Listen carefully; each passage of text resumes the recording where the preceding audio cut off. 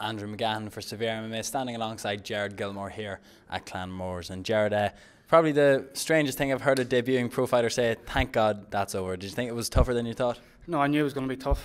I fought Gordon Armstrong at that gym, and it was a very tough fight as well, so I knew it was going to go the same way. It was going to be a hard fight.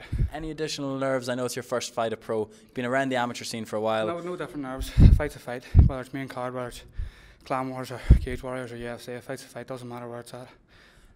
Any sort of different? I don't know how amateur or pro MMA fighters train.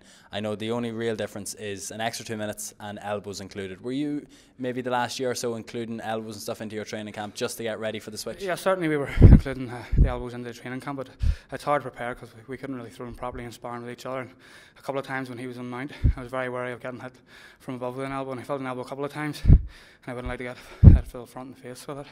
The reason I asked, I know towards the end of the third round, I think when the position was reversed, he was in guard. He threw one or two big elbows, and I thought you were pretty much coasting at that stage. You just wouldn't want to be caught in your first pro fight with an elbow. Definitely, I think I could be a wee bit guilty of holding on at a couple of stages in there to try and keep away from the elbows. I definitely didn't want to get one across the face.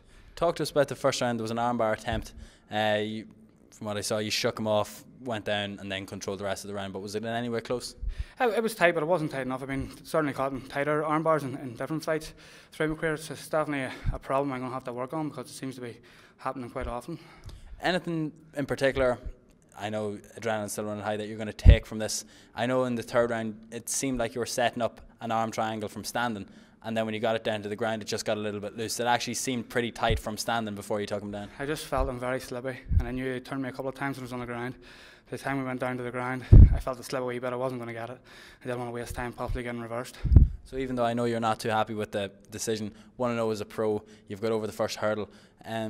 Are you going to be as reluctant maybe to take a second fight? More time? Is there anything that you think you really need to work on?